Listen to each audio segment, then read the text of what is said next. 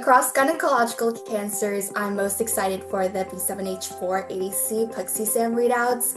B7H4 is a very compelling target because it is overexpressed in both ovarian and endometrial cancer. What makes this very exciting right now is the timing because we're slowly moving from standard of care chemo, especially in this post-IO setting where there is a significant unmet need.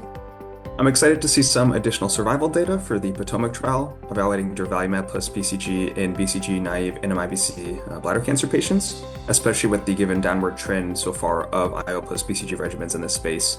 And also hopefully getting some additional context on Bicycle Therapeutics' deprioritization of their zelenectide pevedotin agent in this space. The recent increasing focus on the adjuvant setting in RCC, we are really excited to see the Rampart Durva monotherapy data, particularly after seeing the Durva plus Tremi combo data presented at ESMO. We are hoping to get more clarity around the relative contribution of each component of the regimen in the adjuvant setting. As more adjuvant options are explored, it's becoming even more important to identify the right patients for treatment. So biomarker analyses such as the Checkmate 914 post-hoc biomarker analysis. We will also be watching for early clinical data for newer HIF2 alpha-directed approaches. With the fresh data in hormone receptor-positive breast cancer patients, we're going to see some phase 3 data for gedatolisib, a real blockbuster in the scene.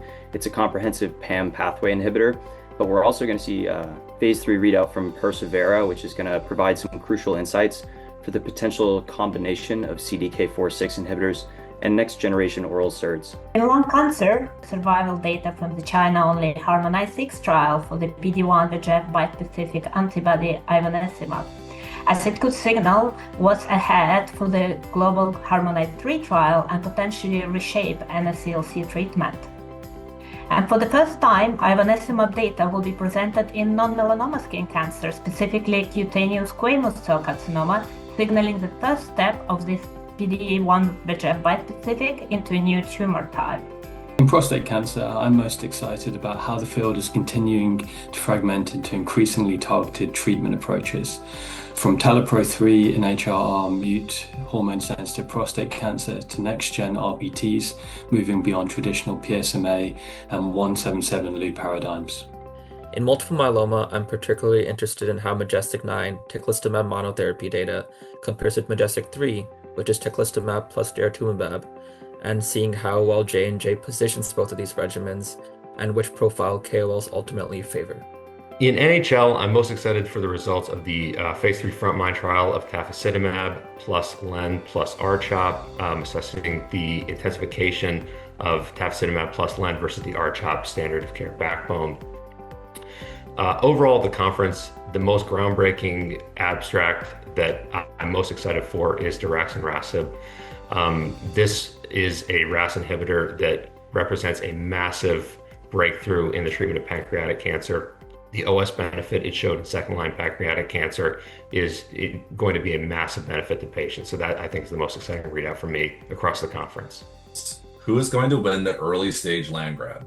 As we look at the peri-adjuvant setting, is this going to become a story of precision and targeted medicine? Will the checkpoints win, or is this going to become a combo-driven approach across oncology?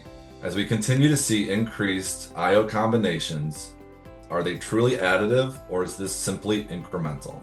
With the advent of ADCs, a core question becomes whether they can replace chemotherapy, or more broadly, can they potentially supplant immunotherapy and become the new backbone of oncology?